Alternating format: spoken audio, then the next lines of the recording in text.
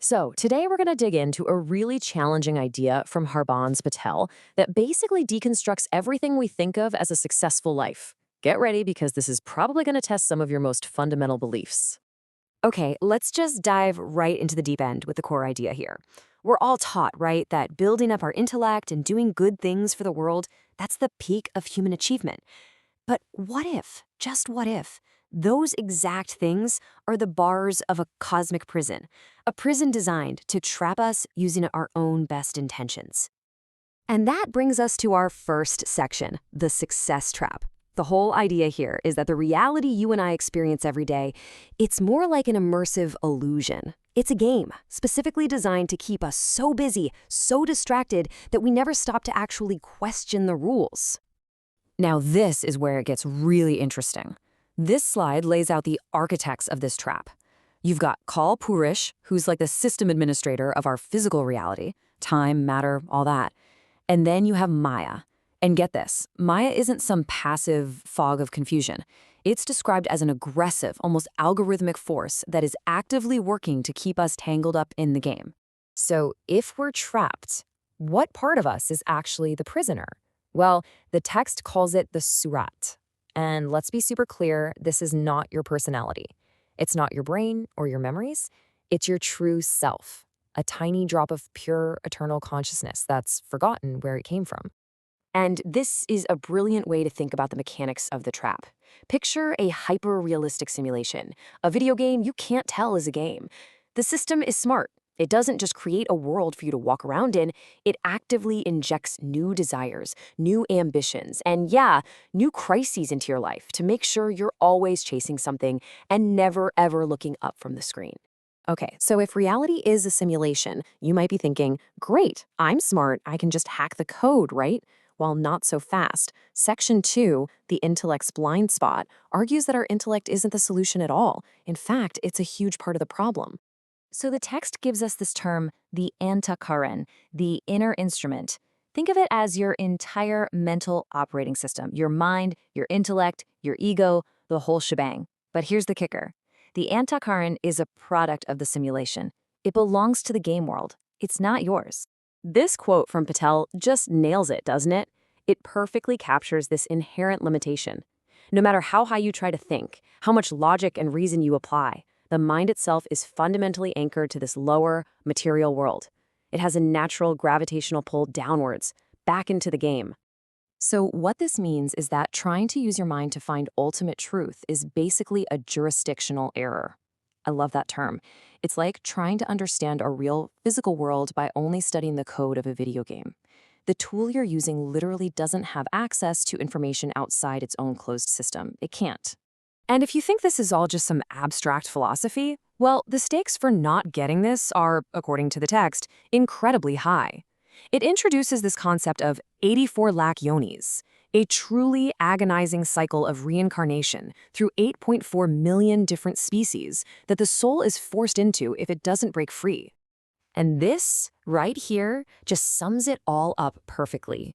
A brilliant scientist, a genius philosopher, if they haven't awakened their true self, their surat, all they've really done is build a beautiful, well-decorated prison cell.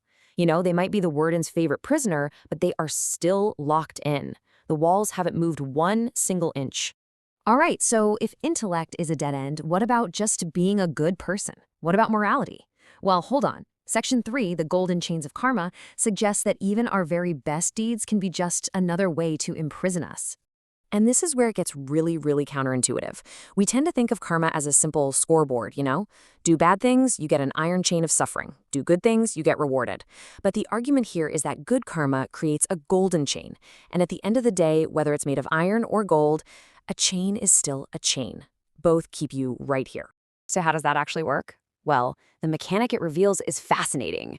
When you perform a good deed, especially if you have any expectation of getting credit for it, the universe basically owes you a cosmic debt. Your soul is then contractually obligated to be reborn into another physical body just to come back and collect that reward. You can't leave the game because you've got winnings waiting for you at the prize counter. So what's the workaround? The text offers a very specific solution, Gupt Dan, or secret charity. The idea is that the giving has to be so anonymous that not even your own ego gets to pat itself on the back. By completely severing that expectation of any reward or recognition, you sever the karmic chain that forces you to come back. Okay, so we've deconstructed intellect, we've deconstructed good deeds, so what's left? Religious faith, right? Well, this next section aims that same critical lens right at most conventional worship, reframing it as just another worldly transaction. I mean, let's be honest with ourselves for a second. How often is prayer really a negotiation? We ask for a promotion, for better health, for a new car. The text argues that we end up treating the divine like a cosmic vending machine. We put in our coins, our rituals, our prayers, we press the button for our desired worldly outcome, and we expect the universe to just dispense the snack. And wow, this quote from the mystic poet Kabir is just razor sharp, isn't it? He says that someone who serves God while secretly hoping for a worldly reward, they're not a true devotee. They're a merchant, just looking to make a profit on their spiritual investment. Okay, so if our intellect is a trap, our good deeds are a trap, and even our traditional faith can be a trap, we're kind of left stripped bare, right? The simulation seems completely airtight. So what is the actual way out? Is there an exit? And the answer, according to this text, is yes, but the solution has to come from outside the game's code. This intervention shows up in the form of what's called a true set guru, a divine master who comes from a higher realm and isn't bound by the rules of our reality. And this guide provides the actual technology for escape. It's called Surat Shabd Yoga. It's described as the science of uniting the soul, the surat, with the divine sound current, or shabd. Now, the absolutely crucial part here is that this internal meditative practice is specifically designed to completely bypass that flawed tool of the mind. And this brings us to maybe my favorite analogy in the whole text. It's a way of quantifying your entire life. Think about it. All your worldly achievements, your money, your intelligence, your charity, on their own, they're just zeros. They have no intrinsic spiritual value. True devotion, that's the number one. You have to place that one in front of all those zeros to give them any real meaning. But, and this is the final warning, just understanding all of this isn't enough. As Kabir puts it so beautifully, you can describe the most delicious meal in perfect detail, but you're still gonna starve. A feast made of mere words has never satisfied anyone's hunger. You actually have to do the inner work. So I'll just leave you with this final thought. Take a really hard look at your life. All your accomplishments, your knowledge, even your best intentions. According to this framework, they're all just zeros. So you have to ask yourself, what is the one that you are placing in front of them? Because until you find it, you might just be spending your whole life polishing the bars of a very beautiful, very comfortable golden cage. What if I told you that every time you volunteer at a soup kitchen, or, donate to a children's hospital, or dedicate your entire life to some noble cause, you might be actively forging a heavy, unbreakable chain designed to keep you locked inside a literal cosmic prison? Yeah, that is quite the premise to start with. I mean, I really want you to sit with that for a That's second. that key. Because usually when we talk about diagnosing a problem in our lives, we expect precision, right? We want it to be like an X-ray of a broken arm. Right, something very clear. Exactly. You fall, your arm hurts, the doctor pulls up the X-ray, points to that jagged white line on the screen, and says, there's the problem. Broken. It is binary. It's clean. But today, we are stepping into a diagnostic landscape of human existence that is, honestly, terrifyingly murky. Yeah. We are essentially throwing the X-ray machine right out the window. It is the absolute definition of diagnostic muddy waters. Which is why this is so fascinating. Yeah. And terrifying. Because the framework we're about to explore today, it flips the entire human narrative completely upside down. I mean, it demands that we re-examine the very actions we consider to be our highest achievements as a species. And that is exactly why we are here today. So welcome to today's deep dive. We are immersing ourselves in a profoundly challenging, fiercely uncompromising text called Misleading Interpretations, written by Harbans Patel. Yes, a very dense, very important text. All right. And alongside Patel's work, we're also pulling from accompanying audio analyses of the text and diving deeply into the razor-sharp, genuinely mind-bending poetry of the 15th century mystic, Kabir Sahib. Whose verses, I should add, basically form the backbone of Patel's entire argument. Absolutely. Okay, let's unpack this. Our mission today is to systematically deconstruct what we call consensus reality. We're going to look at Patel's claims about the cosmic prison of our world, the spectacular failure of the human intellect, the deeply hidden trap of morality and good deeds, and finally, the highly specific, incredibly difficult escape route offered through what the text calls a true master. I think before we get into the weeds, it is vital to establish a baseline warning for the listener right now. Yeah, definitely do that. This is not a self-help philosophy. We are not going to talk about optimizing your morning routine or finding a better work-life balance or becoming, a quote-unquote better version of yourself. Wow, you have low facts here today. Exactly. This framework requires you to leave pretty much all your preconceived notions and your standard operating logic completely at the door. If you try to analyze this text using the everyday logic that you use to balance your checkbook or argue politics on the internet, you're going to bounce right off it. Because the text itself argues that your everyday intellect is fundamentally compromised. Right, it's compromised from the ground up. I felt that friction immediately when I started reading through the sources. It is just a total systemic teardown of reality. So let's start at the foundation. Okay. To understand how our greatest virtues, our charity, and our intellect could possibly trap us, we first have to understand the nature of the trap itself. We need to look at the cosmic architecture. So welcome to the basement of the universe. The basement. That is a brutally accurate way to frame Patel's cosmology, actually. It paints a picture, right? It does. The text asks us to look really closely at the constant grinding friction we experience in our lives. Look at the geopolitical conflicts on the news, the endless cultural divides, disease, poverty. Just the sheer weight of it all. Yeah, or even just that quiet, persistent, buzzing anxiety you feel when you're lying in bed at night staring at the ceiling. Patel asserts that our world, this physical universe and all the psychological suffering in it, is essentially a holding pen. A holding pen. Yes. It is a highly managed, tightly controlled prison for unawakened souls. I mean, that is such a bleak industrial term. It implies we're livestock. Well, it's meant to be deeply unsettling. The text introduces the dynamic between two immense governing forces to explain how this pen actually operates. First, you have Kal. Kal? Right? Kal translates to time, but it is personified here as an entity known as Kal Purush.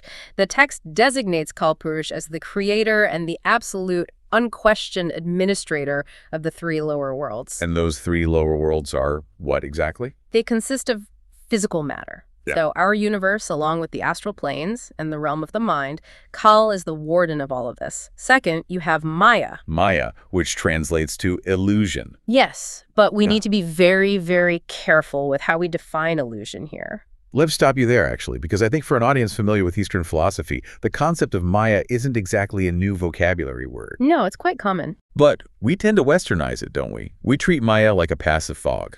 Like we just accidentally wandered into a cloudy room and got a little confused about what's real and what isn't. But Patel doesn't treat Maya as a passive environment, does he? Not at all, and that is a crucial distinction to make. Patel frames Kal and Aya as a highly active, incredibly aggressive, algorithmic ecosystem. Yes. They aren't just metaphorical ideas representing bad choices or confusion. They are active, predatory dynamics. They utilize the very machinery of our biology and our psychology to suppress our true nature. Maya is the active mechanism of deceit deployed by Kal to keep the prisoners from ever realizing they are actually in a prison.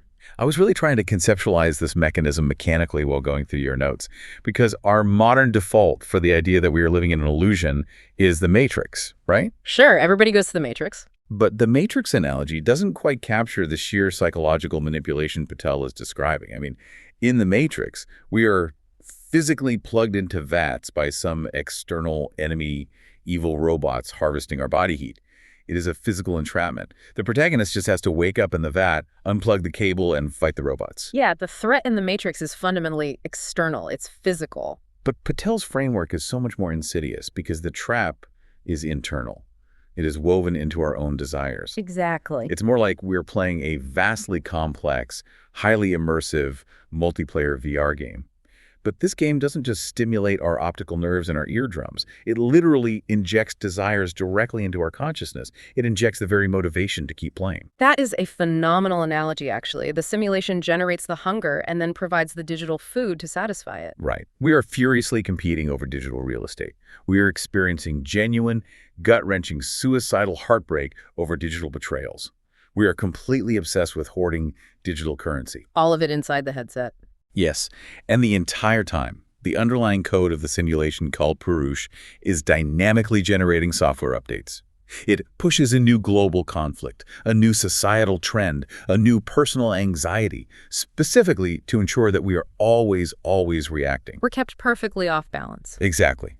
We never have a quiet enough moment to just stop, look down at our own hands, and realize we're just holding a plastic controller. And if we look at the administration of this VR game, the simulation is unimaginably complex and highly compartmentalized.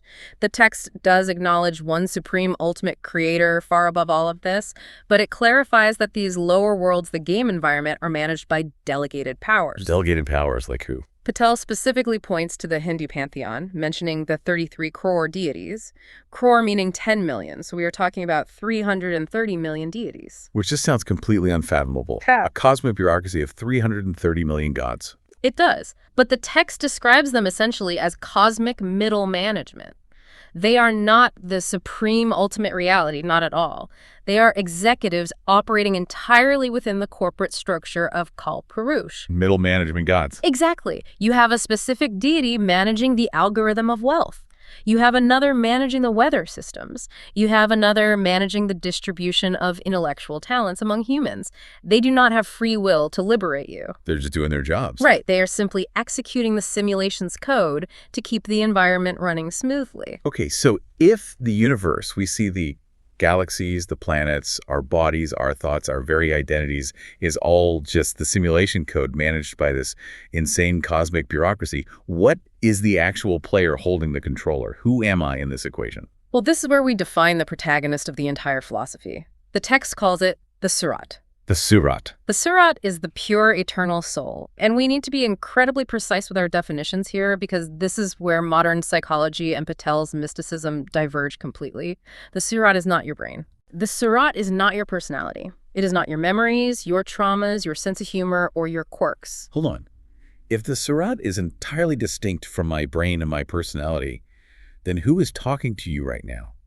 Is my entire personality, like my curiosity about this very topic today, just part of the simulation? According to this framework, yes. Your personality, your intellect, the voice in your head that you identify as you, that is the avatar. That is the digital character in the game. Wow. The Surat is a drop of pure, non-dual divine consciousness. It does not originate in this universe.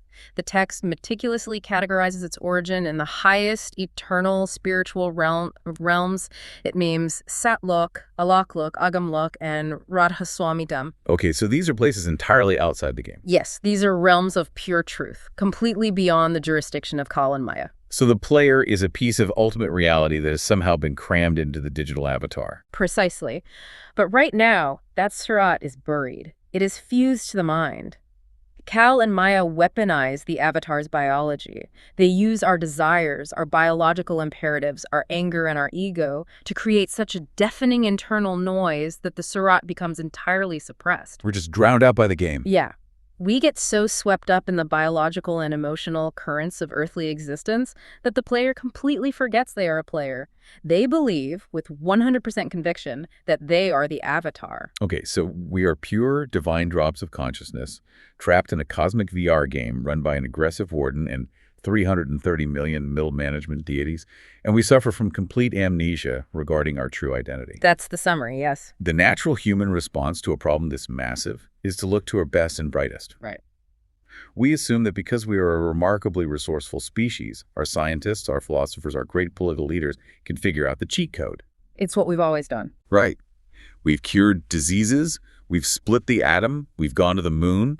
Surely human intellect is the tool we use to break out of this simulation. That is the exact consensus reality Patel attacks next. And this brings us to the concept of the Antakaran.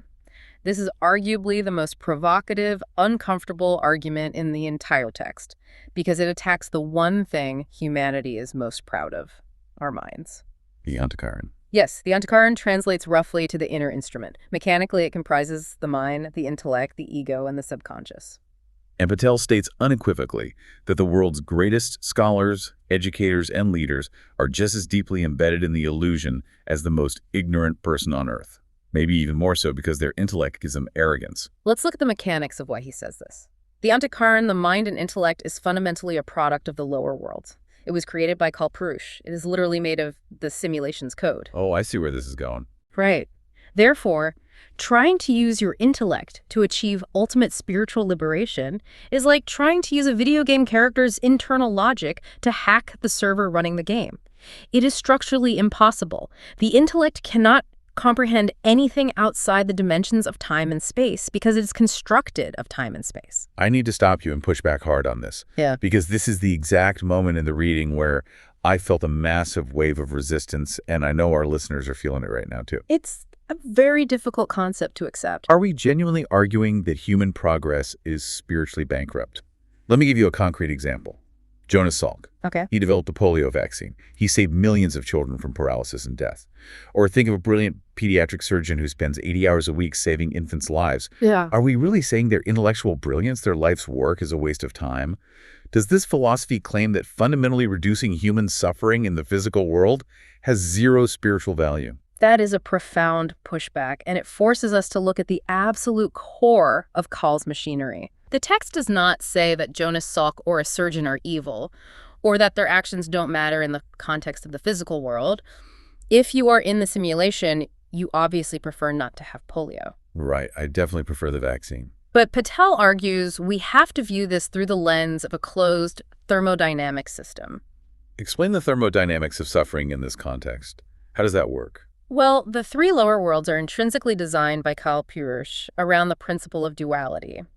You cannot have health without disease. You cannot have peace without conflict. You cannot have creation without destruction. It is a zero-sum game. So it's perfectly balanced. Yes. When human intellect cures one disease, the system of Cal balances the equation by introducing a new virus or a new mental health crisis or a new method of industrialized warfare. The overall quotient of suffering in the simulation remains constant because suffering is the fuel that keeps the souls trapped in a state of reaction. Okay, wow. So trying to permanently fix the physical world using the intellect is like trying to bail water out of a boat that has a massive unpluggable hole in the bottom. Exactly. You are bailing water. You might keep a few people, even millions of people, dry for a little while. And within the context of the boat, that is considered a noble, beautiful thing. But the boat is still sinking. The boat is always sinking. You are treating the symptoms of the simulation, but you are doing absolutely nothing to rewrite the root code or evacuate the passengers. Spiritually useless. That's such a tough pill to swallow. The text provides a very specific, slightly humorous analogy to explain the tragedy of the intellect here. It introduces the concept of the dirt expert. The dirt expert, right. Imagine a brilliant scholar who spends their entire life studying the complex chemical makeup of a single clod of dirt. They become the universally revered expert on that specific dirt. They map its molecular structure, they write peer-reviewed papers, they win Nobel Prizes. They are respected by all of society. They've mastered that tiny piece of the simulation. Right. But because they spent their entire human life entirely focused outward, analyzing the material of the prison, they entirely ignored the profound, eternal spiritual truth of their own soul, the Surat. When their physical body dies, their spiritual progression remains at absolute zero. They figured out a really cool rule of the simulation, but they did absolutely nothing to log out of it. So they die as a very smart human with a lot of heavy metals on their chest. But spiritually, they haven't moved an inch toward the exit. And the text goes further, providing brutal historical proof of the ultimate powerlessness of worldly intellect and power. Patel points out that human brilliance offers zero protection against the ultimate forces of time and karma. Yeah, the sources had a whole list of these. Look at the specific list of assassinated leaders and tragic figures mentioned. Abraham Lincoln, John F. Kennedy, Martin Luther King Jr., Julius Caesar, Mahatma Gandhi. He mentions powerful kings, emperors, famous artists, and brilliant musicians who ended up taking their own lives. The text explicitly lists these giants of history to make a point about vulnerability. Yes. Patel asks a devastating question. Why didn't their immense wisdom, their unparalleled diplomatic skill, their massive military power, or their boundless wealth save them when the precise moment of their karmic death arrived? Because all of those attributes, the diplomacy, the wealth, the armies, belong to the simulation. Exactly. When Kalpurus decides the contract for that specific avatar is up, All the worldly intellect in the universe combined cannot delay the process by a single second. The Antikaran is entirely powerless against the deeper structural laws of karma. So expanding the intellect without awakening the spirit is essentially just finding more sophisticated ways to decorate your prison cell. Right. You might have the nicest cell on the block. You might have a cure for polio in your cell. You might even be the warden's favorite, most celebrated prisoner. But you are still locked in. The walls haven't moved an inch. You are optimizing the illusion, not escaping it. And this realization that the intellect is inherently bound to the material world leads us directly into the most difficult, counterintuitive argument in all of Patel's work. The paradox of morality. This is where we return to my opening question. If intellectual brilliance won't save us, what about being a fundamentally good person? This leads to the absolute most provocative claim in the text. The mechanics of how our very goodness, our charity, our moral actions are weaponized against us. We universally agree, across almost all cultures, that doing good deeds is the highest virtue, right? You help your neighbor, you donate your life savings to a foundation, you build a school in an impoverished area. We feel a deep psychological comfort in these actions. Yeah, it's how we validate ourselves. But Patel deconstructs the mechanics of karma in a way that absolutely shatters this consensus reality. How does he define karma differently than our mainstream understanding? Because I think most of us have a pretty set idea of what karma is. Most people view karma as a sort of cosmic scoreboard of justice. It's basically Santa Claus rules. You do bad things, you get negative points, and you suffer. You do good things, you get positive points.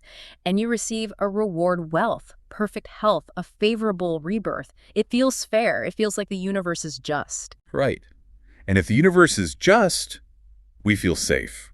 But Patel argues that karma is not a system of cosmic justice. It is a legally binding contract.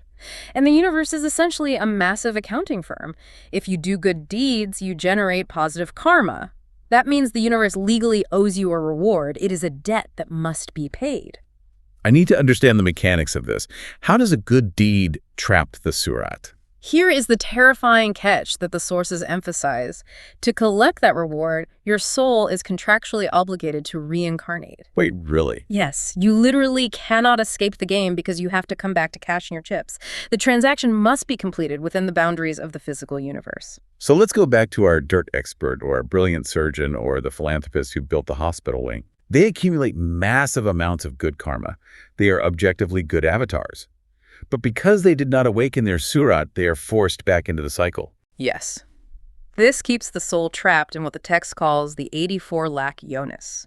Lakh is a numerical term meaning 100,000. So we are talking about 8.4 million species or forms of life. 8.4 million. The unawakened soul is trapped in an agonizing, endless, mechanical cycle of birth, death, and rebirth across these 8.4 million forms. You might be a human today, a bird in the next cycle, an insect in the next, depending on the incredibly complex accounting of your karmic debts and credits. And this brings in the chilling imagery from the text regarding the nature of these traps. The text states that sorrow, poverty, and pain are an iron chain, but pleasure, good karma, and worldly rewards are a gold chain. A gold chain. I want you to visualize that. A gold chain looks beautiful. It feels luxurious against the skin. You might be incredibly proud of your shiny gold chain. You might be living a life of absolute luxury in your next reincarnation, surrounded by a loving family, experiencing perfect health, running a massive corporation, all because of the good karma you accumulated by building that hospital. You look at your life and think, I am blessed. But what is the mechanical, structural function of a chain, regardless of what metal it is forged from? It restricts movement. Yeah. It binds you. A gold chain keeps you tethered to the wall of the prison just as effectively as a rusty iron one. It might not chafe your wrists as much, but you are still in the cell. You still belong to Kalpurush. Exactly. The text uses an incredibly stark metaphor to describe a person unknowingly enjoying these fleeting worldly comforts, these golden chains. It compares them to a goat happily eating lush green grass, completely unaware that it is standing right outside a butcher shop. Let's linger on that image because the tragedy of it is profound. Describe the goat's subjective experience. The goat is experiencing absolute bliss. It is eating the best grass of its life. It is thinking, what a fantastic day, look at this feast I've been given. It is experiencing the direct reward of its good karma. But its subjective experience of happiness is entirely built on a foundation of profound ignorance. It is completely oblivious to the fact that its ultimate doom is literally steps away. The butcher is sharpening the knife. The grass is just a biological mechanism to fatten the goat up for the slaughter. So the good karma, the wealth, the loving family, it's all just lush green grass keeping us docile until Kal Purush decides the incarnation is over and we are violently thrown back into the cycle of 8.4 million species. Yeah. We suffer the trauma of death all over again. Yes. And Patel's critique of public charity becomes incredibly razor-sharp right here. He dissects the insidious nature of the ego involved in modern philanthropy. The text points out that many people attempt to use charity to basically launder their karma. Launder their karma, like money laundering. Exactly. They accumulate massive wealth through ruthless, unethical, or exploitative means, crushing competitors, exploiting workers, degrading the environment, and then they donate a fraction of that wealth to build a university building with their names slapped on the side of it in giant bronze letters, deeply believing this balances the cosmic scales. It's reputation washing, but on a spiritual level. Exactly. But Patel unequivocally warns that the universe's accounting system cannot be defrauded. Donating unethically earned money does not absolve the original karmic debt of how it was acquired. You still inherit the heavy, dark karma of the exploitation. Furthermore, giving publicly specifically to seek fame, legacy, or social standing is described in the text as basically buying a royal title for the next life. It feeds the ego. And what is the actual metaphysical mechanism of the ego binding the soul? The ego is the glue that attaches the action to the avatar. When you say, I did this good thing, I deserve recognition, you are signing the karmic contract. You are solidifying your identity as the avatar in the simulation.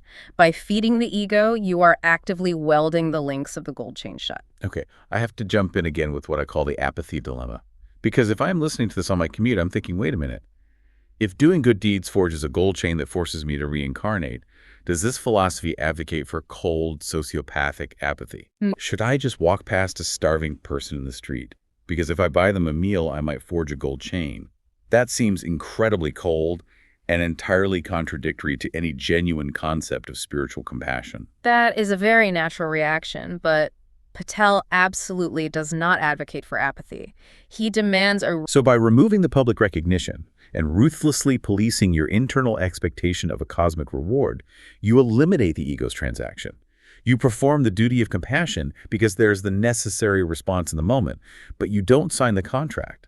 You don't generate the attachment that forces you to be reborn. Exactly. You act within the simulation, but you do not let the simulation record the action to your account. However, this brings up the larger question of dedicating your entire life to social reform. We have entire movements built around the beautiful idea that service to mankind is service to God. Right, the activist mindset. But Patel seems to suggest that dedicating your life entirely to social work is ultimately futile compared to seeking your own internal spiritual liberation. Isn't that intrinsically selfish? To sit in meditation, prioritizing the escape of your own single soul, while the physical world literally burns around you. What is fascinating here is how Patel anticipates this exact ethical critique. We have to view this through the lens of ultimate reality versus localized reality.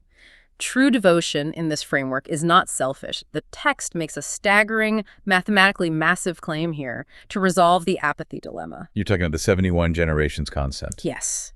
It states that a truly realized soul, someone who has done the grueling internal work to elevate their consciousness to the highest realms and merge with the supreme creator, does not lose their compassion. They don't just disappear into the ether and forget about humanity. Instead, they become a literal, localized conduit for divine grace to enter the simulation. Like a beacon. Yes. The text claims that the presence, the spiritual gravity of one truly liberated soul is so immensely powerful that it can elevate and liberate 71 generations of their lineage and those connected to them. Wow. Escaping the prison entirely, so you can turn around and hold the door open for millions of others. That completely reframes the idea of service. Escaping is the ultimate act of public service. It is a profoundly higher compassion than just putting fresh paint on the cell walls of a few inmates while you all remain locked inside. Precisely. You become a structural breach in Kal's prison. Okay, let's pivot to where most people turn when they feel the friction of this world. With the intellect structurally compromised by the simulation's code and morality dangerously compromised by the ego's gold chains, humanity's default emergency exit is religion. We turn to faith. But Patel systematically, relentlessly dismantles mainstream faith as well. The critique of religion in this text is absolutely scathing, and it relies heavily on the razor-sharp insights of Kabir Sahib to deliver the blows. It essentially argues that what most people on Earth call faith or devotion is nothing more than spiritual capitalism. Traditional religion has reduced the profound, infinite divine to a cosmic vending machine. I think we've all been there. Absolutely. I'll admit it. You're sitting in brutal traffic, you're 20 minutes late for a massive job interview, and you literally start bargaining with the universe. God, if you just let this light turn green, if you just let me get this job, I swear I'll be a better person. I'll give to charity. It's hilarious and deeply tragic that we think the architect of billions of galaxies cares about our morning commute. The vending machine is the perfect analogy for how Patel views mass religious practice. The text argues that when the vast majority of unawakened souls participate in religious rituals, when they pray to the 330 million deities or visit elaborate temples, mosques, or churches, it has absolutely nothing to do with the pure, agonizing spiritual longing to reunite with the Creator. It is almost always a bargain. It is a calculated transaction. Right. We say, God, if my mother survives this complicated surgery, I will fast for a week. Or if I close this massive real estate deal, I will walk barefoot to the temple and offer a box of premium sweets at the altar. We are literally trying to bribe the omnipotent force that sustains the cosmos with a box of donuts and an empty stomach. It highlights a deep systemic cognitive dissonance in the human avatar. Kabir's poetry is utterly merciless on this point. He states that a person who serves God while secretly expecting a worldly reward in return, whether that reward is health, wealth, or a nice spot in heaven, is not a true servant. They are not a devotee. Rather, Kabir calls them a merchant looking for a fourfold profit. A merchant looking for a fourfold profit is the ultimate hubris. We drop our little cosmic coins, a few recited prayers, a Sunday service, a fast into the slot of the vending machine, press the button for a promotion or a new house, and sit back expecting the universe to dispense the snack. And if we look at the underlying psychological delusion driving this transactional behavior, the text points directly to the illusion of wealth. Why are we constantly bargaining for more? Because humanity operates under the deeply ingrained, completely unspoken assumption that money and resources are, effectively, God. We inherently believe that if we just accumulate enough resources, we can build a fortress against suffering. We can buy our way out of Call's friction. We think wealth is armor. But the text brutally strips away this illusion. Let's unpack the terror of dying as a billionaire in this framework. The billionaire dies in the exact same kind of hospital bed, hooked up to the exact same beeping machines, feeling the exact same biological panic as the pauper.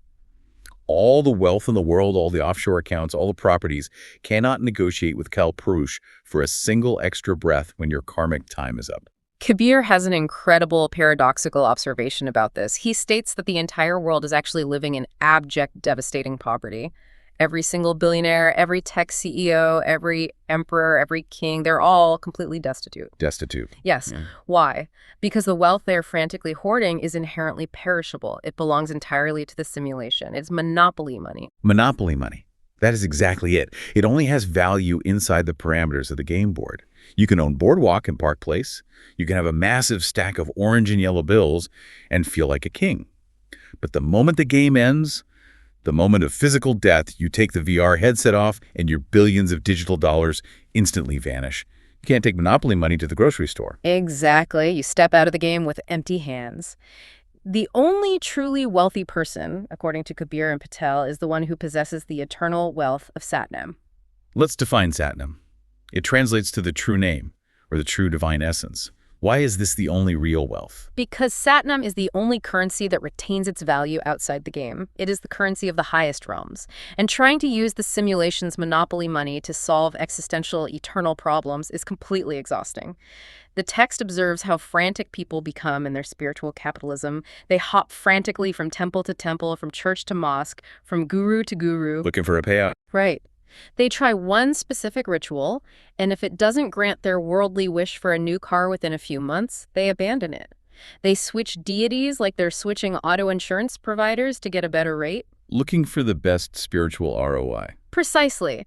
The text compares this frantic seeking to trying to ride in multiple boats at once. You put one foot in this boat, one foot in another, hoping one of them gets you across the river. But you aren't going to cross the river, you're just going to lose your balance, fall in, and drown in the heavy currents of Maya. Okay, we need to take a breath and synthesize exactly where we are in this journey. Because Patel has systematically, ruthlessly dismantled every single tool we normally use to navigate human life. Let's review the wreckage. It is a lot to take in. The intellect fails because the Entakaran cannot see past the code of the lower worlds. Good deeds and morality bind us with gold chains of karma, ensuring we reincarnate into the agonizing cycle of the 8.4 million species. And traditional religion is nothing but spiritual capitalism, bargaining with monopoly money for temporary rewards. The simulation is completely structurally airtight. So what is the actual rescue mission? If we cannot physically, intellectually, or morally break out from the inside, how does anyone ever escape? This is where the text pivots from diagnosis to the cure. If the system is airtight from the inside, the only logical way out is if an intervention comes from outside the game. And here, Patel introduces the ultimate guide, the external rescue mechanism, the Sant Sadguru. Now, we must spend some time clarifying what Patel means by a true master, as Sant Sadguru, because let's be entirely real, the word guru has been massively diluted, especially in the West. It's been commodified. Oh, heavily commodified. We have marketing gurus on LinkedIn, we have lifestyle gurus selling supplements, we have fitness gurus. Even in the spiritual sense, we think of a guru as just a really wise philosopher who had a profound realization under a tree. But a true master in this specific framework is not a motivational speaker. Not at all. The text explains they are divine incarnations. They descend directly from the absolute highest, non-dual eternal realms we mentioned earlier, Satlok, Alaklok, Agamlok. They do not originate from the realms of time, matter, or mind. They completely bypass the bureaucracy of the 330 million deities. They do not report to cosmic middle management, and they certainly do not report to Kalpurush. So they are the ultimate insider threat to Kalpurush's system. Let's use the VR analogy again. The Sadguru is an entity from the real world who voluntarily puts on the VR headset. They take on a physical human body, subjecting themselves to the gravity and limitations of the simulation, but they don't do it to play the game. They don't do it to show off miracles or gather worldly fame or accumulate digital wealth. They enter the simulation to execute a highly specific, targeted rescue mission. They bring the exit code with them. Yes, they are the structural breach we talked about earlier, but here is the critical point. The Sadguru cannot force the exit code upon you. To receive this rescue, the practitioner must undergo a profound, agonizing psychological shift. The posture of surrender must be absolute. The ego, the entire construct of the Entakanan, must be completely shattered. Which is incredibly hard for us. Think about how arrogant we normally are as avatars. We constantly justify our actions. We take immense pride in our intellect. We boast about our charity on social media. We fiercely defend our political opinions. We think we are so smart. But when you truly, deeply comprehend the mechanics we've discussed today, that your own mind is the primary agent of your imprisonment, that your prized good deeds are just heavy golden chains, you suddenly realize you have absolutely no ground left to stand on. All your pride is turned to ash. You approach the divine, quite literally, like a beggar whose house just burned down. The text provides this incredibly moving, profoundly vulnerable prayer to illustrate the psychology of the ultimate beggar. I want to read a portion of it because it captures the exact necessary frequency of surrender. It says, "I have committed countless faults, never tiring of my mistakes. Now it is entirely your will whether you forgive this servant or punish me.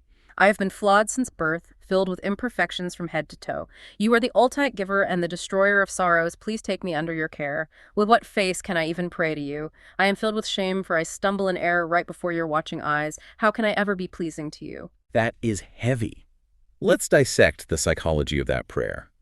It's the complete and total surrender of the ego's defense mechanisms. It's the realization that when you are trapped on the top floor of a burning building and the floorboards are collapsing, you don't stand around critiquing the architecture of the building. You don't admire the beautiful orange warmth of the fire, and you certainly don't try to negotiate with the firefighter who crashes through the window. You drop to your knees, completely helpless, and desperately plead for them to throw you over their shoulder and pull you out. The cup has to be entirely empty before the Sadguru can fill it with the exit code. That absolute surrender is the non-negotiable prerequisite, because once the ego is finally out of the way, once you stop trying to use your intellect, the Satguru can impart the actual mechanics of the rescue.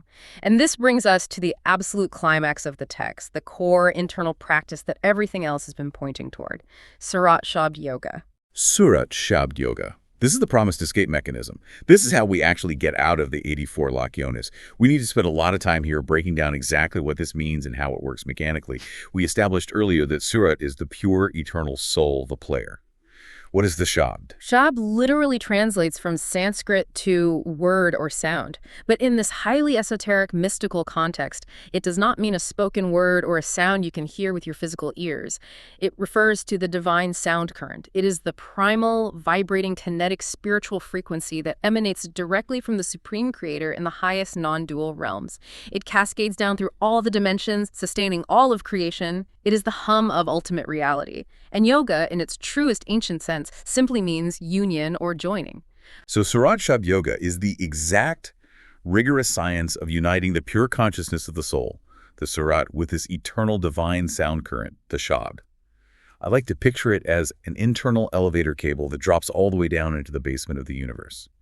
And the most crucial foundational part of this practice is that it entirely, 100%, bypasses the antikaran. It bypasses the mind and the intellect completely. It has to. As we established, you cannot think your way to liberation.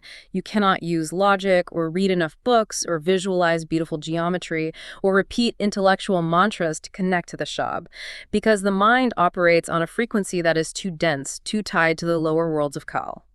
The mind is a product of the simulation. The Shabd is outside the simulation. So what does the practitioner actually do? When they sit down to practice this, what are the physical and mental mechanics? Under the explicit guidance and energetic protection of the Satguru, the practitioner learns the agonizingly difficult process of withdrawing their consciousness from the physical body.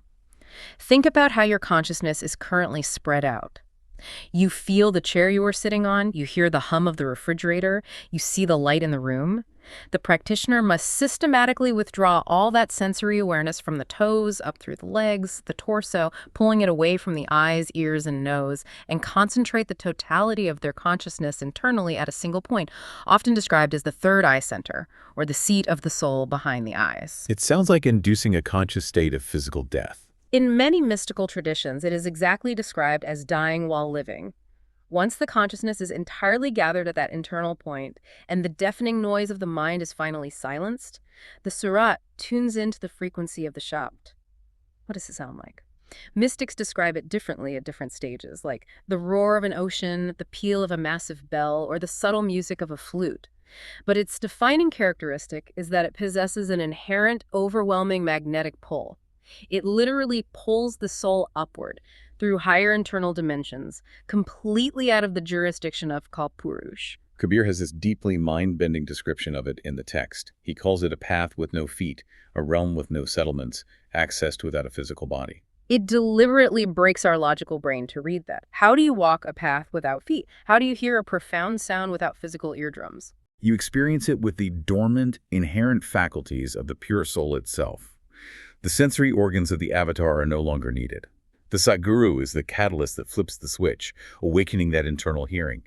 But having the map of the cosmos and knowing the mechanics of the elevator cable is one thing. Actually, sitting down in a dark room and executing the withdrawal of your consciousness is an entirely different beast. Which brings us to a massive, brutal critique in Patel's text, and something I think is incredibly relevant today. Kathni versus Karni, talking versus doing. The text is absolutely uncompromising on this point, and it spares no one's feelings. Kathni is mere verbal knowledge. It is talking, theorizing, analyzing. It's debating the finer points of non-duality at dinner parties to sound intelligent. Karni is the rigorous, silent, actual inner practice of Surat Shabd Yoga.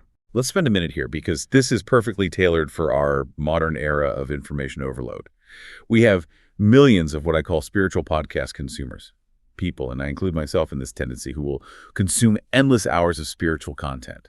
We will listen to podcasts about mindfulness. We will buy a dozen books on esoteric philosophy. We will argue in Reddit threads about the exact translation of a Sanskrit word. We consume mountains of Kathni. But when it comes to Karni, actually sitting in silence for an hour a day, fighting the mind, withdrawing the consciousness, we do exactly 0 minutes of it. It is the ultimate trap of the intellect we discussed earlier. The mind convinces you that because you understand the concept logically, you have achieved the spiritual state. But Kabir delivers a devastating, almost insulting metaphor for people who only engage in pathni. He compares modern spiritual people who endlessly debate philosophy without actually meditating to barking dogs. Barking dogs, that hurts. He says they are just wandering around aimlessly repeating sounds they heard other dogs barking about. Dog A barks about non-duality, so dog B barks about non-duality. Neither of them has experienced it. It perfectly illustrates the utter futility of intellectualizing spirituality. I think of the imaginary feast analogy. Imagine a starving person stumbles into a restaurant. They are handed a beautifully designed menu. They sit there reading the menu, memorizing every ingredient. They debate the aesthetic choices of the fonts on the menu with their friends. They endlessly analyze the chef's culinary techniques and the history of the spices. But they never actually order the food. None of that analysis will ever satisfy their physical starvation. You must ingest the food. A feast of mere words never cured anyone's hunger. You have to do the grueling, silent, internal work of Carney. And that internal work is inextricably linked to the final piece of the puzzle: rigorous daily conduct, which the text calls acharan, because the internal and the external are connected. True spirituality, Patel insists, is deeply grounded. It is not about running away to hide in a cave in the Himalayas to avoid the world. It demands that you achieve this profound liberation while operating right in the middle of the simulation, right where the friction is thickest. You pay your taxes, you hold down a stressful job, you raise your kids and deal with their tantrums, but you maintain absolute internal detachment. The text uses the classic, beautiful metaphor of the lotus flower. The lotus grows in the thickest, dirtiest, muddy water of the pond. It is surrounded by muck. But when the lotus flower blooms above the surface, its petals remain completely dry and pristine. The mud never touches the flower. You engage with the world, you perform your duties, but you do not let the world enter your core. But achieving and maintaining that level of detachment requires incredibly strict, non-negotiable boundaries in your daily physical life. The text highlights that a practitioner of Sarat Shab Yoga must be absolutely vigilant about what they consume. Why? Because the physical body is the vessel that must be prepared to catch that incredibly subtle, high-frequency upward spiritual current. If the vessel is heavy and polluted, the Sarat cannot rise. Right, the dietary restrictions outlined are intense. Complete vegetarianism is an absolute prerequisite. The text states that even if you consume a sesame seed-sized piece of meat, but you donate millions of dollars to charity, you still invite karmic disaster. Let's explain the mechanics of that. Why is it so severe? Because taking a life, or participating in the economy of taking a life, introduces a profound terror and suffering into the biological system. It weaves an incredibly dark, heavy karmic chain. Remember, everything in the lower worlds has a frequency. The frequency of fear and death contained in meat completely grounds the soul. It makes the internal environment so dense that tuning into the subtle frequency of the Shabad becomes impossible. It's like trying to pick up a faint classical music radio station while standing next to a roaring jet engine. Additionally, there is an absolute, uncompromising rejection of intoxicants. The text specifically calls out substances like cannabis, alcohol, and opium. It points out the sheer absurdity of the modern spiritual trend of using substances to expand consciousness. From Patel's perspective, trying to elevate your consciousness while actively consuming substances that chemically degrade your intellect, destroy your physical strength, and lower your vibratory state to the level of basic animal instinct is entirely self-defeating. You can't tune into a divine cosmic frequency if your internal radio is smashed to pieces by alcohol or drugs. Exactly. Every single aspect of your daily life, your diet, your speech, how honestly you earn your living, how you treat your family must be pure and ethically sound. Not to earn good karma points for a better reincarnation, but simply to ensure that the soul isn't weighed down by unnecessary karmic burdens while it attempts the massive undertaking of practicing Sarat Shab Yoga. So we have covered an immense amount of ground today. We've been on an incredibly heavy, monumental, paradigm-shifting journey. Let's do a rapid, synthesized recap of exactly what we've unpacked. We started by facing the brutal reality that our entire observable universe, with all its geopolitical conflicts and transient fleeting pleasures, is a simulated holding pen, a cosmic prison meticulously managed by the forces of Kal and Maya to keep us distracted. We abandoned our pride and recognized the fatal flaw of the intellect. We realized that the Antakaran cannot hack a system that it was built by. We expose the terrifying paradox of morality, how our transactional charity and our ego-driven good deeds don't liberate us, but rather forge golden chains that guarantee our continued imprisonment in the agonizing 8.4 million species of the 84 lakh yonis. We systematically dismantled the vending machine mentality of mainstream religion, recognizing it as nothing more than spiritual capitalism, frantically trading in perishable monopoly money that loses all value the moment we die. And finally, we found the only viable escape route: the external rescue mission initiated by the true master, the Saint Sadhguru. They teach the internal, mind-bypassing, grueling practice of Surat Shabd Yoga, supported by a life of strict, humble, detached conduct, allowing the pure Surat to finally hear the divine sound current and be pulled home. And to synthesize the entire weight of this philosophy, Patel introduces a final, incredibly striking mathematical analogy in the text that perfectly, ruthlessly quantifies a human life. He says, I want you to take all of your worldly achievements. Take your prestigious university degrees, your massive real estate portfolio, your stellar corporate reputation, your beautiful family, your bank accounts, and yes, even your lifetime of celebrated award-winning charitable works. Patel says all of those things are just zeros. Zeros. Nothing but a string of zeros. Yeah. On their own, intrinsically, they equal absolute zero. They are impermanent dust belonging entirely to the simulation of Kalpurush. They hold no eternal value. However, they only gain actual weight, actual substance, if the number one is placed at the front of the line. And that one represents true devotion. It represents the connection to the Satguru and the active daily practice of Surat Shabd Yoga. If you spend your entire life accumulating 10 zeros mathematically, you still have zero. But if you put that one in front of the 10 zeros, suddenly your worldly life has unimaginable, exponential weight and meaning. It flips the whole equation.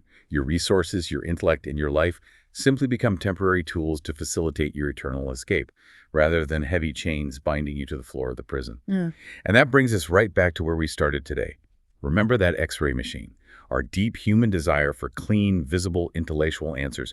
We've shattered that machine completely today. We truly have. We've shown that the most highly visible, celebrated actions in our society, the massive public charity, the intellectual and scientific triumphs, might be the very mechanisms keeping us entirely blind to the invisible, silent reality of our imprisonment. So I want to leave you, the listener, with a final lingering thought. A question to mull over as you turn off this deep dive and step back into the friction of your day. Look around at your life. Look at your prestigious job title, look at your bank account, look at your social status, and yes, look even at your proudly recorded good deeds. If this framework is correct and they are all just impermanent digital zeros, what is the one in your life? Until you find that eternal frequency, until you connect with that single profound truth, how much of your daily reality is just a very, very convincing illusion?